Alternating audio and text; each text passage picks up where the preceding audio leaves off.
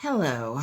So the video I'm about ready to share with you has a lot to do with prepping and survival and preparing for the future. And as preppers, we are known to talk about SHTF situations. The poo-poo hits the fan, in other words. So in the video coming up, I had a poo-poo hitting the fan situation, and I am still rolling from it.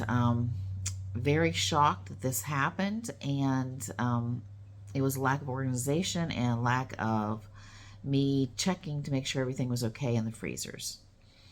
So I am going to go ahead and send you to this little video, and let me know what you think. And also, by the way, my husband is the one that actually cut open all the packages and threw them out for the neighbors' animals to eat. So, enjoy the video. So, it's Sunday, I think the 24th of July, and we came down last night to find out that one of our freezer doors had been left open.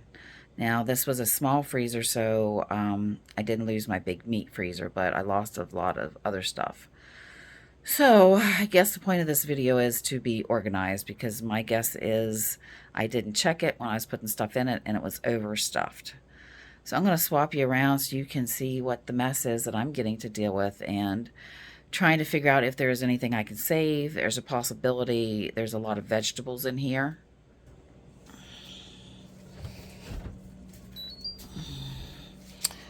A lot of vegetables I might be able to save, maybe freeze dry, but it sucks because I had some really nice pork roasts in there. So I guess the moral of the story is make sure everything is tight. I haven't been down here since Thursday, and we found it last night, so that means pretty much everything in here is bad. As you can see, stuff is just, I got blood everywhere. I had some frozen yeast that I had to throw out. I'm not chancing it with the meat. Definitely no chicken, no fish. Yeah, nothing's going to be saved. It's totally all warm. I stuck my hand back in it. I'm heartbroken. I'm trying to figure out how I'm going to replace the meat that was in it, and hopefully, if it's possible, I can save some of my vegetables, like this corn. This is my corn from last year.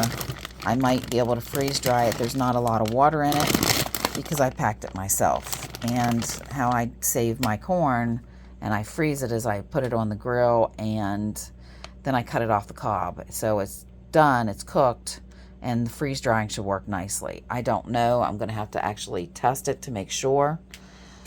I could always freeze dry it and then pull it out and go from there.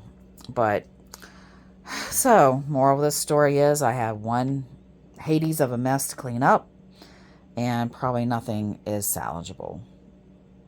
But I will keep you updated. And so organization is the key. Don't overstuff your freezers, because if it gets washed out, you're done. But this was not, at least not my main freezer. This was just a smaller one. So my help is coming in the door, and I will probably show you some updates as we go. Well, here I am. I'm back again.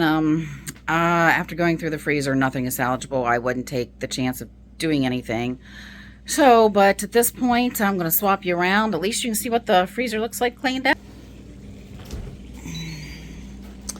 It's pretty much cleaned out. We're going to start loading it back up with the shelving units, the shelves, and the I already put the door pockets on, and the baskets in the bottom. What I'm going to do to make sure my other freezer, my big meat freezer, is not overstuffed, I am going to actually probably organize this in a few, a day or two after this gets cold. What's nice about this freezer is can also be a refrigerator. So when we found this last night, we switched it from a freezer and just switched it over to a freezer so nothing would start smelling really bad in here. And the contents of this freezer that I thought was mostly vegetables was not. It was mostly fish and pork chops, pork roasts, lots of fish, and some bones that I was planning on cooking down. some quick meals and different things like that. So that's all left. But it's now, I got it set for quick freeze, which this will drop it down to -11. And then by tomorrow, I should be able to start organizing my other freezer, and I won't lose, hopefully, none in there. And I guess this is a story to tell you to check your freezers more than every couple days. And if this was a grid down situation, would your freezers last? I did a simulation of a grid down situation back in March, and I am going to do a video on that. So please look for that. And if you like this content, please, or if you'd like to know what's going on in my life and seeing how the homestead really works, and that it's not all perfect, but it's also not all problems. So please, give me a thumbs up. It helps get my videos out there for more people to see. Subscribe. I need subscribers. You need me, so you know all the crazy stuff I'm doing. And please share the videos. Maybe I could help somebody else. Maybe you could help somebody else by sharing it. So again, please like, share, and subscribe. And I'll be talking with you soon. Charlie B out. So this is another postscript. These guys are still good. Alcohol doesn't go bad, so yeah, I think I might need one of those later. And I don't even drink, so I probably won't drink them. They'll just sit in the freezer for the next 30 years. But hey, at least something didn't go bad. So you saw the video, and now you know why we prep for every situation, not just the zombie apocalypse. We prep for job losses, for the freezers that get left open, for people that get sick, the loss of just a few days of work. Maybe the garden got eaten by a groundhog. We prep for little as well as the big events. How many people have lost everything they had in a hurricane? But they might have had some preps stuffed away somewhere else, or they could have thrown it in the car and got out of there. So please prep. Add some stuff to your stores. It's not that hard to do if you just do, say 7 cans a week, extra can for each day.